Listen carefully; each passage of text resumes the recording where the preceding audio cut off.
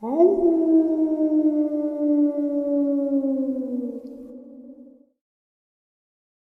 and salutations, everyone. I hope everyone is doing well, and welcome to this second bonus of the evening. Before we jump into it, a couple quick links. As many of you know, I rely on Patreon, PayPal, channel membership, and the merch to help the channel to continue to grow and go. Links to Patreon, PayPal, and channel membership is in the description below. Merch displayed directly under the video. Also, Dogman Frightening Encounters, Volume 1 through 3, the audiobook versions. They were written and researched by Tom Lyons, narrated and produced by me, Jeff Nadolny. Those audiobooks, they're available on Audible, Amazon, and iTunes, links to which are also in the description as well. And finally, last but definitely not least, if you'd really like to help support the channel to continue to grow and go, simply subscribe. It does not cost a cent. Click that like button. It takes half a second. If you don't want to miss out on any of the informative uploads that I put out daily, click the bell icon, and folks, please leave a comment and share the video. Why? Well, because all of these things really do help the channel to continue to grow and go. They definitely do matter, and they are appreciated. And with that, I have taken far too much of your time. Let's jump in to today's second bonus, shall we? Today's first part of the upload. It was in early fall of 2007 that my hunting partner G and I had planned a 2-day hunt near the San Juan National Forest. What started as a plan for an early departure late Friday night into early Saturday morning had gotten fouled up, and we couldn't start my truck. G had shown up in his Tercel. After messing with my truck in the dark with flashlights for about an hour, to no avail, we decided to head back to G's house and get his truck, which killed another couple of hours. Suffice to say, we had arrived at the area mid-morning instead of before sunrise. At any rate, we hiked into the area around Potato Lake, where we broke into some scrubland, at some point spotting a couple of mule deer in the process. Having seen nothing to our liking, and as the day progressed, G had suggested crashing in the woods that night, saving us the time of a return hike. Having missed out on the entire first morning of our 2-day stint, well, we had enough grub to last, but we had no tent. However, the weather wasn't bad, and we decided to rough it in hopes of a good morning hunt. To be honest with you, I don't sleep well on the best of nights at home, and I wasn't looking forward to sleeping in the woods on my pack, which, as you will soon hear, didn't happen anyway. So the two of us had made our way into the trees at Potato Lake, stoked up a fire, and there we sat as the afternoon turned into darkness. And believe me when I tell you, it was dark. On several occasions, I had stepped away from the fire to take care of business, and I couldn't see the hand in front of my face. It was late, around 1 a.m, that I turned my head, and G was sound asleep, with his head on his pack. And I remember saying to myself, well, it's just you, me, and God for the rest of the night, as I sat staring into the flames. At about 3 a.m, having not slept a wink, I heard the first sounds. They were what sounded like heavy footsteps coming from behind me, and I shook G from his sleep. Well, he jumped and said, "What's wrong?" And I told him to listen because something was moving in the woods. We were both armed, and our guns were now brought to ready position. We were now hearing what sounded like several different animals, or whatever, moving about at different angles to where we stood. G was carrying a mag light, and I had a very bright LED headlamp as well. So we stood there shining our lights here and there in response to the noises we were hearing. And we could see nothing. This went on for about a half an hour, and then everything went silent. Although we were initially freaked out when the sound had stopped, we agreed that whatever had been there moved on. And about an hour later, G was sound asleep, and I was still sitting by the fire wide awake. I think it was about 4:30 when the first stick or rock was thrown. At least that's what it sounded like. Having seen nothing and having not heard a sound coming from the woods, something that sounded like a stick or a rock hit the ground about 20 feet away from me, on the other side of the fire's glow. Once again, I shook G out of his slumber, telling him what had just happened. He jumped to his feet. That's when things started to ramp up as far as action was concerned. Some odd grunts were coming from different directions, and what sounded like something running through the trees, deliberately trying to make as much noise as possible in the process, with neither of us being able to see anything except for what we were describing as dark shadows or blurs of movement. It was the most terrifying event in my life, and, by the way, I was armed at the time. Now I will share this with you that having a gun brings you little comfort when you cannot see your enemy but they can see you. I guess there was a moment or two looking back at that night if I wondered my life was going to end. Thankfully, it had not. At one point, we heard what sounded like a dialogue in a deep kind of gibberish, similar to me saying to you something stupid like oogly boogly or some other nonsensical saying. For what seemed to be an hour, the thrashing of branches continued, with some other noises like this speech periodically, and then we began to see the glow on the horizon of the morning's first light. Morning could not come soon enough, and suddenly the woods were silent. We heard nothing leave, but we hadn't heard anything initially arriving either. It was as if phantoms had arrived and departed, having stopped to torment us in the process. As soon as it was light enough to hike, we began, having said to each other we were going home. It was about 2 miles into the hike, with the entire landscape now glowing from the light of the morning sun, that several mule deer came bolting down the hill from our left, running right in front of us about 40 yards away. As we were watching them, an entire herd was following, perhaps 20 or more, some of which I saw were foaming at the mouth, a sure indicator of running hard to escape something. But what?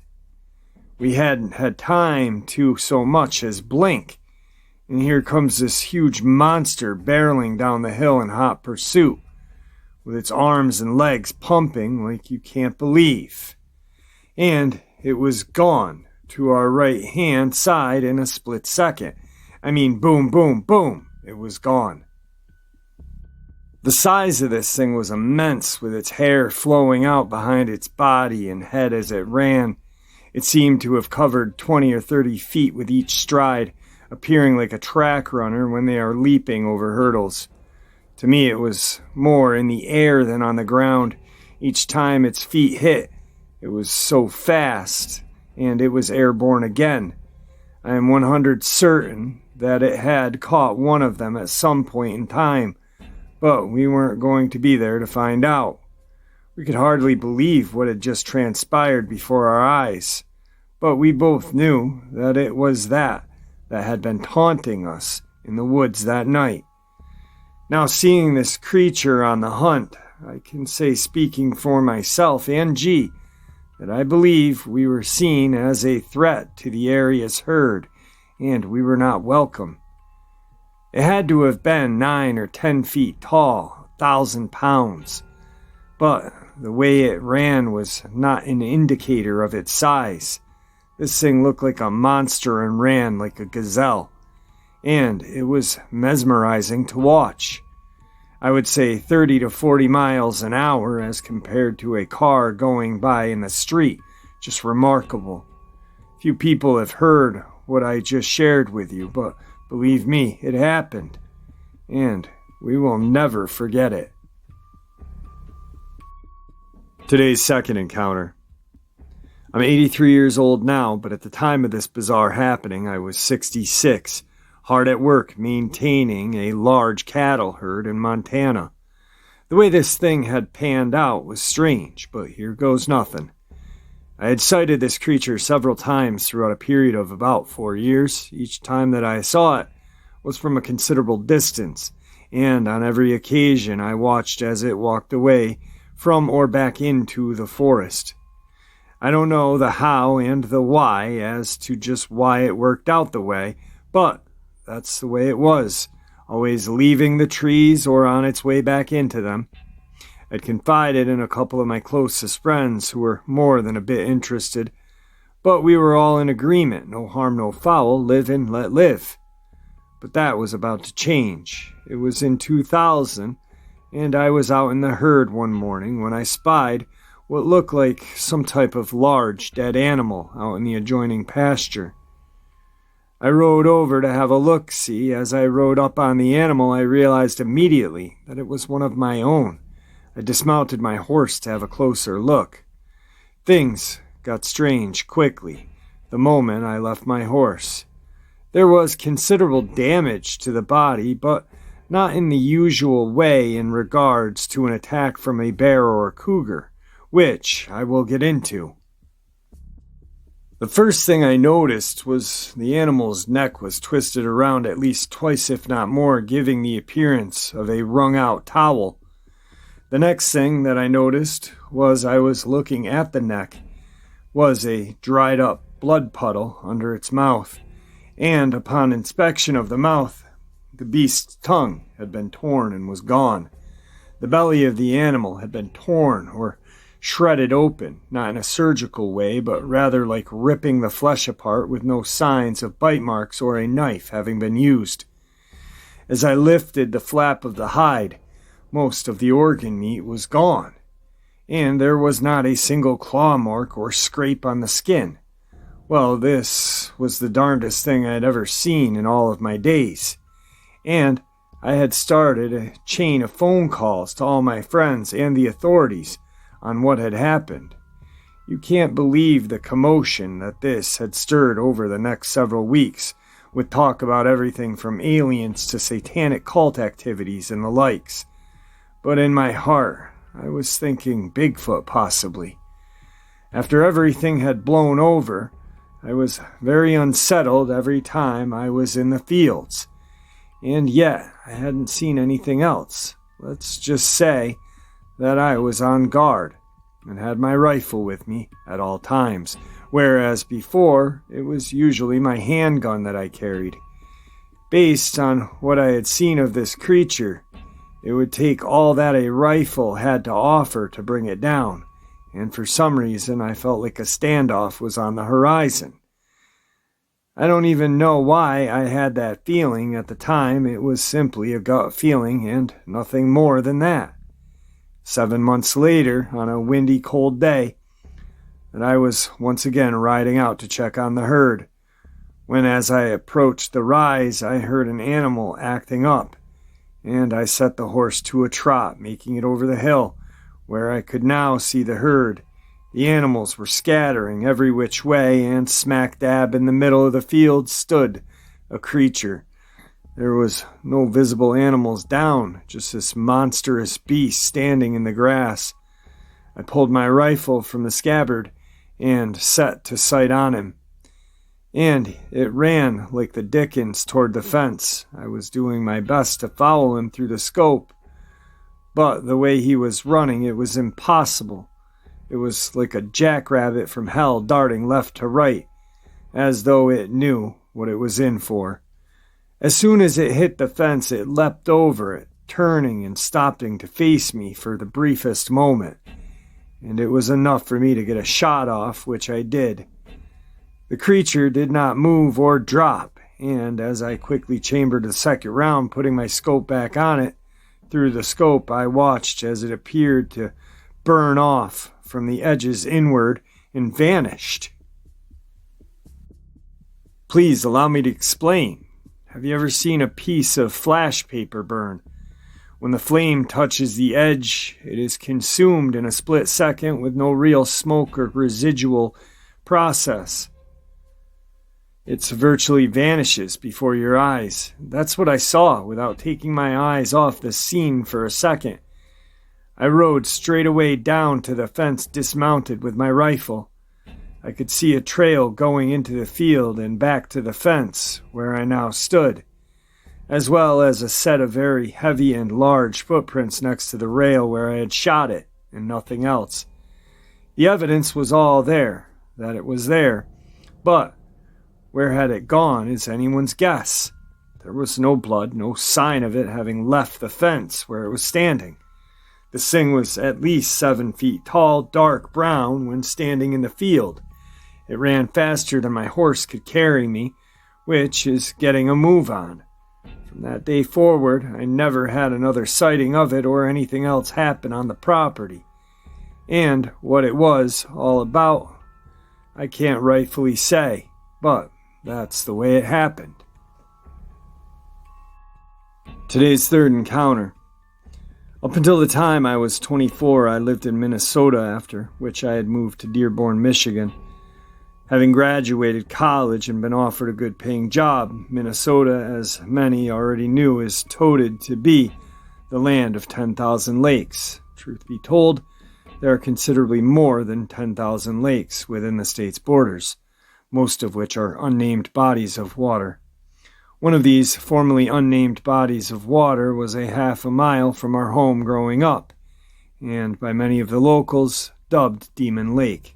Now the actual naming of this lake has entangled in local lore, with people sharing stories of so-and-so having seen a demon, or some creatures emerging from the lake, hearing piercing shrieks in night, and a host of other creepy things depending on who you spoke to and what you believe.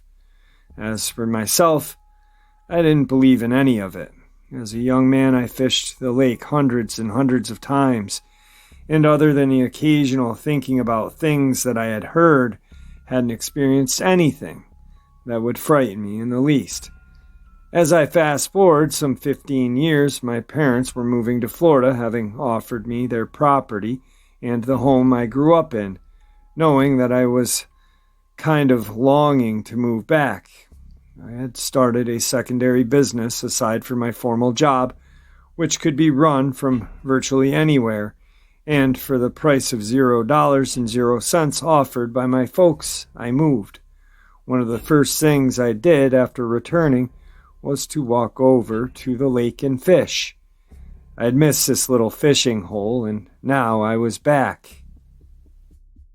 Now, as lakes go, it's pretty small, maybe 3 to 4 acres in size. It was in October of 1993, as winter was just beginning to make its presence known, that I had gone down to the lake on a Saturday for what just may have been the last hurrah for the winter.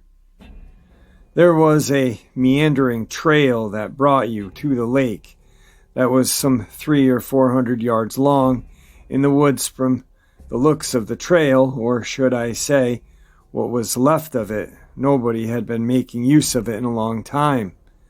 The last time I had been here, it was well-worn from kids' feet, bicycles, but that was 16 years ago, and this was now.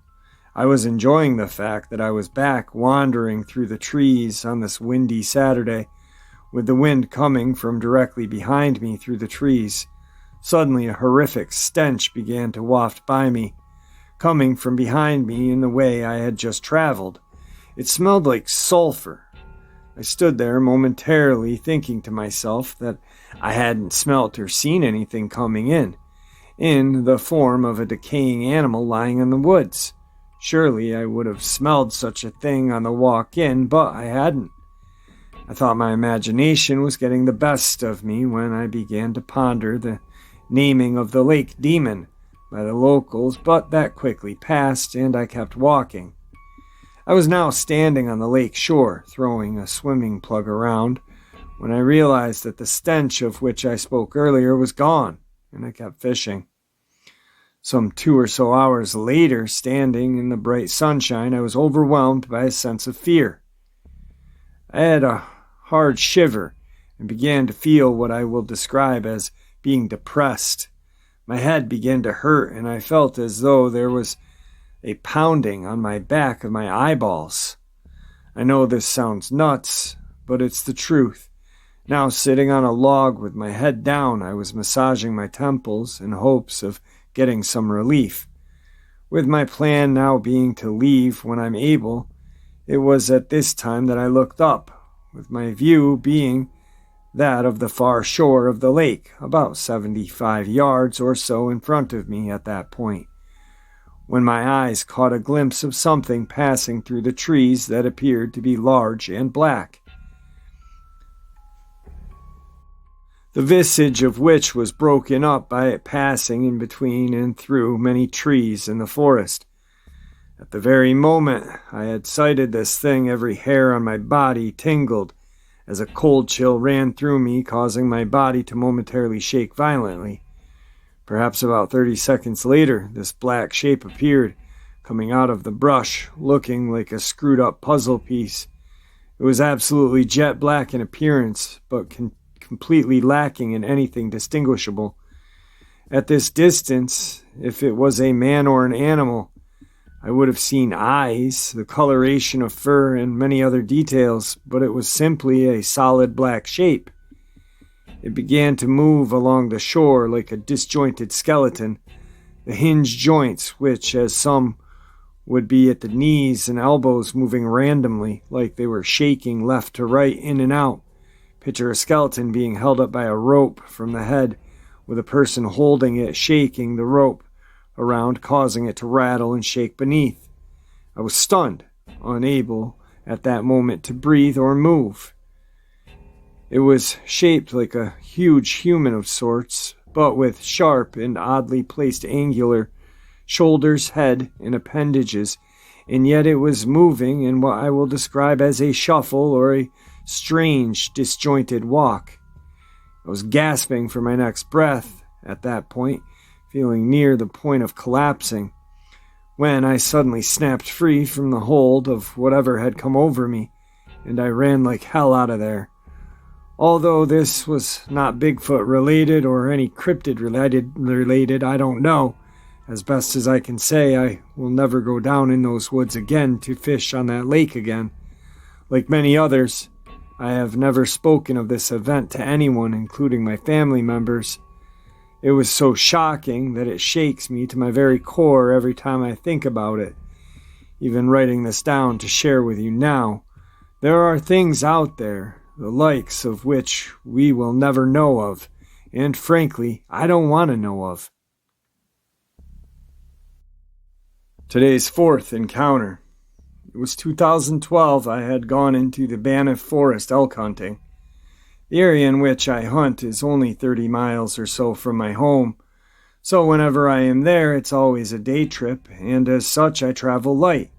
In other words, no tent and very little in regards to supplies, just enough for a day, and perhaps a little extra in case of an emergency.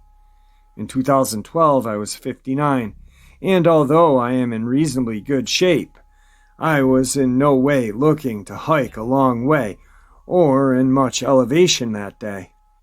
This was fairly much going to be a walk in the woods, and if I happened to run across something, it would have been a bonus. In other words, I was hunting, but not so much, if that makes sense. It was a pristine day with blue skies and a very wispy cloud cover floating over the Banff. I had entered the forest at around 8 in the morning with my rifle slung over my shoulder, a light pack on my back. It was warm that morning, that about a mile in I had taken off my coat and was wearing a heavy woolen pullover. It was about 11:30 that I found a nice area to sit for about an hour, and it was here that I would make my stand as far as seeing something to shoot was concerned.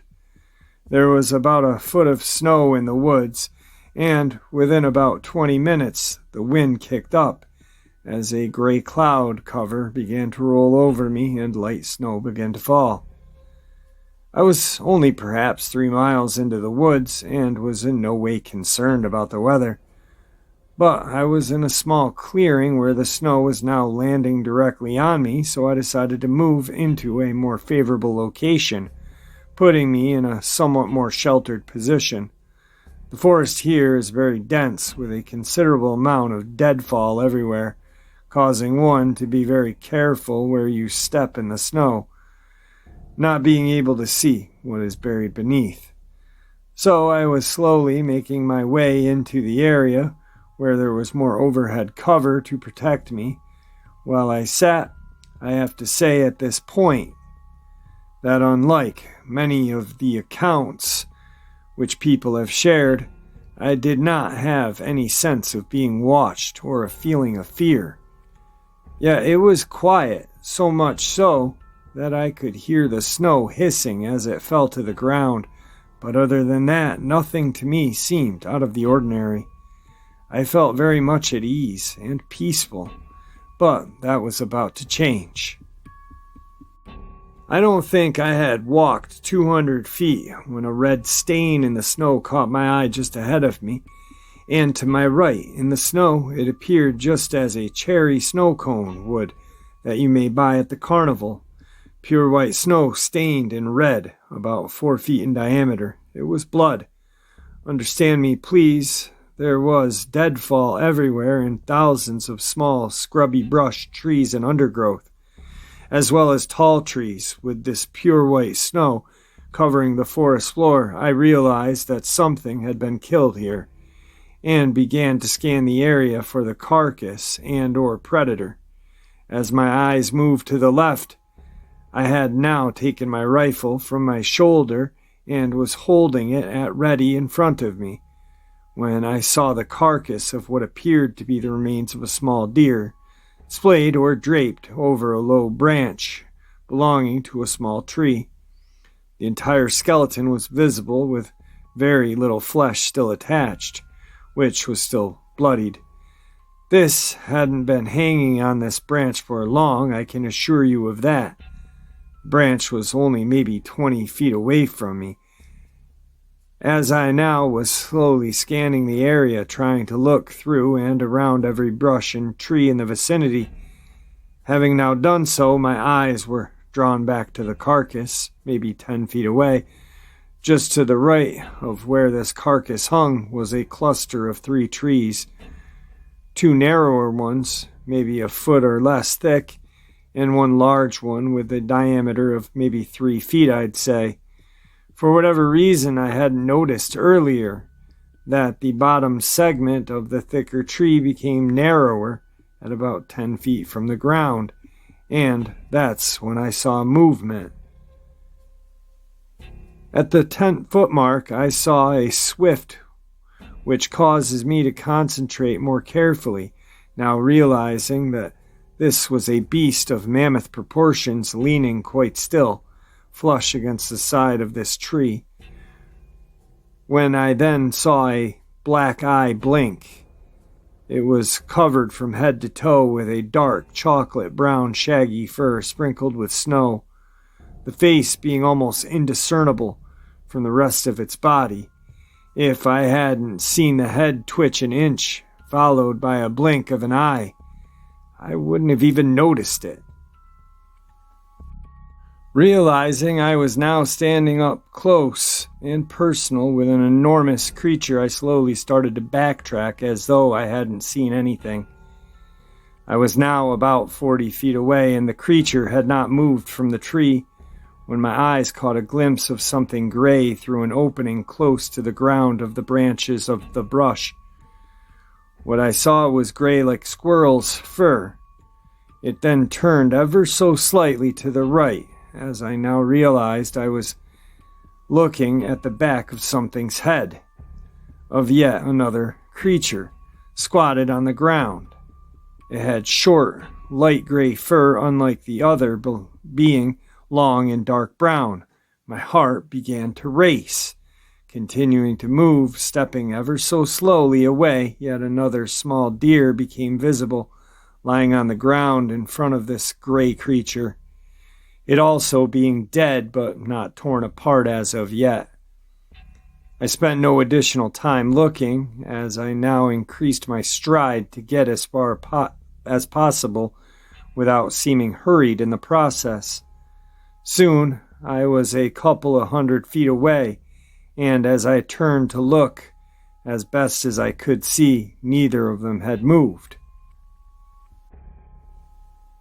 They were in complete stealth mode. In a moment, part of me wanted to squeeze the trigger on the first, and I don't know quite why I didn't do so. It would not have been for the sake of just killing it, but rather to save myself from an impending doom. But it's a good thing I didn't. The other one would have jumped on me, if not both of them, and torn me to pieces limb from limb. I have to say that they simply stayed where they were perfectly still as I had entered the area, not willing to give up their prey, apparently waiting to see what would fall out with my actions. When I was well away from them, my heart began to suddenly race and I began to tremble violently. Whether or not this was some type of delayed reaction to the fear I had felt, I can't say, but I was freaking out. It was about 3 o'clock. I was out of the woods and turned back to look over to the forest I had just come from. I was amazed at how calm I was able to react in that moment I had seen them. Had I reacted differently, who knows what would have happened. The one leaning on the tree had to have been about 1,000 pounds, or what looked to be, with the one crouched down perhaps 400 or 500. The two of them looked entirely different. One had short hair, the other had long. One had gray, one had brown. One larger, one smaller, having killed 2 small fawns and gathered together to eat. I will never enter any forest the same way again, knowing now what I do that creatures exist in these woods. They obviously could have taken me out, and perhaps they would have if they hadn't already scored these fawn. I guess I should consider myself more than a little lucky. I have to say that I've learned a little something that day. At least that's the way I feel. These 2 beasts had chosen the same area that I had to hunt. There was nothing about the spot that said, "This is a camp," for lack of a better word. It also reminded me that there were no rules to their style of hunting. Smaller is better and easier as far as prey, which told me they are opportunist. If not downright smart, every predator will go for the smallest, weakest, slowest animal they can find. They are not proud. It's all about an easy meal. Since these 2 creatures were together, with one kill being all but eaten and the other still whole, I believe that they were hunting as a team and sharing the spoils. I do consider myself damn lucky that I had shown up after dinner. Who knows what would have happened if I had arrived at dawn? What I saw of the remaining meat on those bones was hours old, not days. They had eaten what they had caught in the early morning and had already taken advantage of another, based on the size of the one that was standing. I would have had to say it could eat a fawn a day. It was that big. I know what I saw, and that's the end of that whole matter. Today's final encounter. In the summer of 2008, my team of ghost hunters and myself were investigating a graveyard in the Henniker, New Hampshire for paranormal activity. We were equipped that night with several EVP recorders as well as a spirit box. The spirit box reportedly scans thousands of frequencies, through which is said that spirits can be caught talking while it's on. The EVP device are used to record answers to your questions as well, but in a different format. Don't ask me how these things work. I only know how to use them. The EVP generally picks up things that you have not heard with your natural ear, while Spirit Box runs continually, making a loud hissing sound and or static, through which we can hear random things being said. Now, as a team, have investigated hundreds of graveyards regionally, as well as many haunted houses, so this was just another night on the job. As fate would have it, all night we were getting random hits, as we call them, with spirits answering our questions, and yes and no answers, and a variety of other responses, but it was in actuality all the stroke of midnight that the freak show began. We started to pick up frequent and loud, unmistakable growling sounds on the spirit box, which we generally associate with demonic entities. This was going on for about a half an hour continuously when my friend said, "Look at that." He was pointing into the woods where there was a pair of red glowing eyes, widespread and glowing brightly some 10 feet off the ground. I turned the flashlight on it and saw nothing as the glowing eyes disappeared simultaneously with the light coming on. The group was freaking out now, with it being the first time something of this nature had occurred. You had to be there fully to understand what I just shared with you. Collectively, we had a kind of regroup and calm down, which we did before beginning again to make further contact. One of the group members was weeping profusely, sitting with her back against a large grave marker. Before we could even begin again, all of us were trying to console her into staying. If not, we were going to have to leave, so we were all crouched down, trying to calm her down. Our other friend, being the only one still standing, screams, "Oh my God."